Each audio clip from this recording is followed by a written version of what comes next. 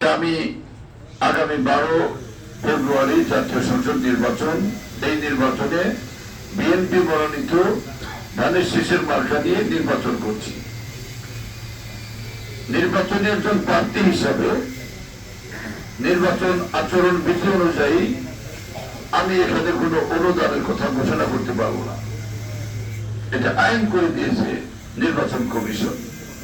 আমার ইচ্ছা থাকলেও আমি এখানে যদি কিছু করি এই মুহূর্তে, তাহলে নিয়ম ভঙ্গ হবে, আচরণ বিধি লঙ্ঘন হবে, আমার বিরুদ্ধে হয়তো নোটিশ দিবে, আমাকে জরিমানা করাবে, এরকম একটা অবস্থার মুখোমুখি হতে হবে।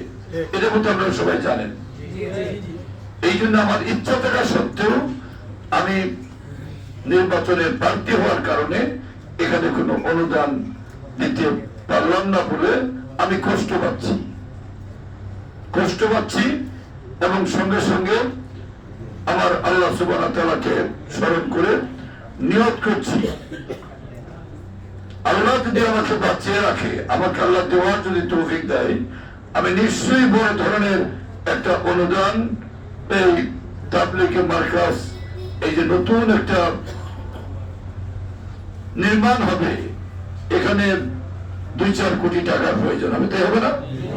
এই যে আপনারা অনেকেই দিলেন অনেক কিছু, আমি ধরে নিলাম 2-4 কোটি টাকা নিচে, এটা হওয়ার কথা নয়।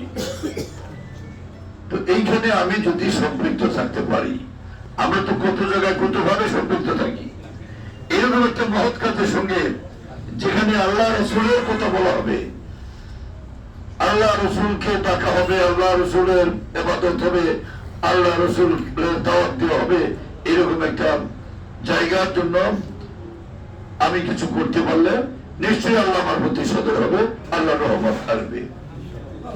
আমাদের মাওলানা ইয়াহিয়া সাহেব এতক্ষণ যে কথাগুলো বলতেছিলেন, আমি খুব মনোযোগ দিয়ে তার কথাগুলো শুনতেছিলাম।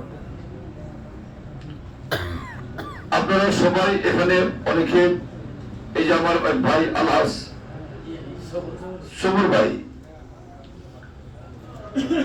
উনি কিন্তু এখন আর বাড়িতে বেশি থাকে না, তাই না?